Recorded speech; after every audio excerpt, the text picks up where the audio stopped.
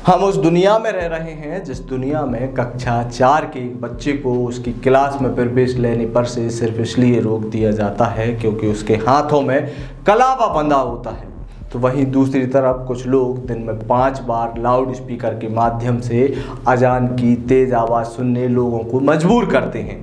जब ऐसे लोगों पर पाबंदी लगाने की बात की जाती है और इस बात को दोहराया जाता है कि ऐसे लोगों पर पाबंदी लगे, इस प्रकार से लाउड स्पीकर के माध्यम से अजान पर रोक लगे, तो इस मांग को विवाद की शक्ल दे दी जाती है। नमस्कार, मेरा नाम है अंकित और आप देखना शुरू कर चुके हैं आयुध।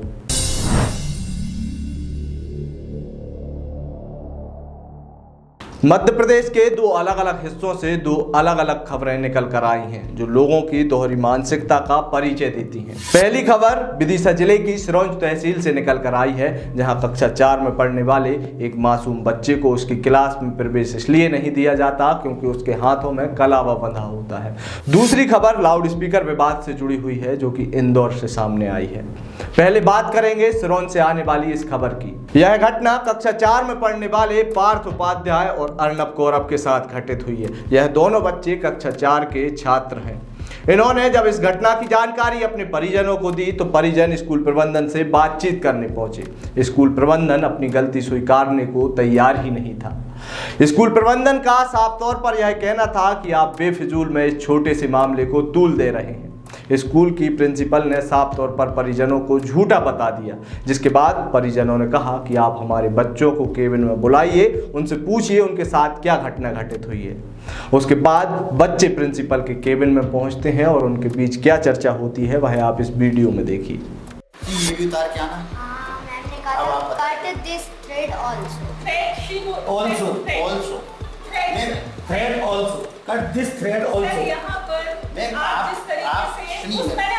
मैम ने बोला था वो था धागे का, मंदिर का था। तो मैं यही कहना चाहूँगी, मंदिर के धागे को कट करके आपने ये कहा था ये मंदिर का धागा सर, वही बच्चे। वीडियो में प्रिंसिपल के केबिन में खड़े यह मासूम साफ साफ कह देते हैं कि उनकी कक्षा में उनकी शिक्षिका के द्वारा उससे साफ तौर पर कहा था कि अपने हाथ में बंधा हुआ यह कलावा काट कर आओ, तभी आपको प्रवेश दिया जाएगा। जिन बच्चों के साथ यह घटना घटित हुई उन बच्चों ने अपनी प्रिंसिपल के सामने साफ तौर पर यह बात पूरे तरीके से स्पष्ट तौर पर कह दी कि हमारे साथ यह घटना हुई है, लेकिन प्रिंसिपल साहिबा बच्चों की बात मानने को ही तैयार नहीं है। प्रिंसिपल साहिबा ने तो उल्टा परिजनों पर ही आरोप लगा दिया कि आप हमारे स्कूल को बदनाम करने की कोशिश कर रहे हैं। ऐसे बेफिजूल के छोटे छोटे मुद्दों को आप तूल ना दें। आप खुद सुनिए प्रिंसिपल ने क्या कहा। मैं संस्कार ग्रीन वैली स्कूल से बात कर रही हूँ और मैं आप इस बात का पूरी तरह खंडन करती हूँ कि स्कूल में ये कहा गया है कि कलावा अलाउ नहीं है या इसी तरह। आपके टीचर्स ने कहा जी, यहाँ पे टीचर्स की अगर आप बात कर रहे हैं तो टीचर्स ने भी सर ये नहीं कहा है, ये कहीं ना कहीं कुछ ना कुछ आप मिस कम्युनिकेशन है। प्रिंसिपल के केबिन से यह बच्चे और उनके परिजन मायूस होकर बाहर निकलते हैं। परिजनों ने साफ तौर पर कहा कि धर्म के आधार पर स्कूल में भेदभाव किया जा रहा है, हमारे बच्चों के हाथ से बंधे कलावे को कटवाया जा रहा है, हम अपने धर्म और संस्कृति से पीछे नहीं हट सकते। सुनिए बच्चों के परिजन क्या बोले। ये कलावा जो हम अपने हाथ में बांधते हैं ये प्रदर्शन की चीज़ नहीं है, हमारी आस्था से जुड़ा हुआ विषय है और इसके बारे में अगर कोई भी स्कूल कुछ भी करता है तो वो ठीक नहीं है और स्कूल प्रबंधन को इस बारे में पुनः विचार करना चाहिए। अब देखना यह होगा कि प्रशासन इस स्कूल प्रबंधन पर किस प्रकार की कार्रवाई करता है, क्योंकि स्कूल प्रबंधन तो अपनी गलती स्वीकार करने से रहा। उन्होंने तो मीडिया के कैमरे के सामने ही परिवार को ही दोषारोपण कर दिया। अब देखते हैं प्रशासन इस स्कूल प्रबंधन के खिलाफ क्या कार्रवाई करता है। वहीं दूसरा मामला मध्य प्रदेश की आर्थिक राजधानी कहे जाने वाले इंदौर से सामने आया है, जहां पर अब लाउड स्पीकर के माध्यम से मंदिरों में हनुमान चालीसा और रामधुन के पाठ करने की बात कही जा रही है। इन दिनों पूरे देश में लाउड स्पीकर को लेकर बहस छिड़ी हुई है। मध्य प्रदेश में भी अब यह सिलसिला शुरू हो चुका है। मध्य प्रदेश के इंदौर के खेड़ापति हनुमान मंदिर में स्थानीय कुछ संगठन के कार्यकर्ताओं के द्वारा लाउड स्पीकर लगवा दिए गए। उन्होंने कहा कि अब हम भी दिन में 3 बार रामधुन का पाठ इन लाउड स्पीकर के माध्यम से करेंगे और 2 बार हनुमान चालीसा का पाठ करेंगे। जैसे ही मध्य प्रदेश में यह लाउड स्पीकर का विवाद गर्माता हुआ नजर आया, मध्य प्रदेश के कुछ मंत्री और विधायक विधायकों के भी बयान सामने आए हैं। आप देखिए मध्य प्रदेश के विधायक रामेश्वर शर्मा का यह बयान। माइक से बोलने पर ही खुदा मिलता है, ऐसा तो नहीं है। कबीरदास ने तो लिखा है, काकड़ पत्थर जोड़कर मस्जिद दही बनाए, ताऊ पर मुल्ला बाज दे क्या बहरा हुआ खुदा है। अरे कबीरदास जी ने कह दिया खुदा बहरा नहीं है, दिल से पुकारो मिल जाएगा। और जब आप नमाज का वक्त होता है तो सड़क के पास खड़े होकर आप नमाज पढ़ लेते हो, तब भी खुदा मिलता है कि नहीं।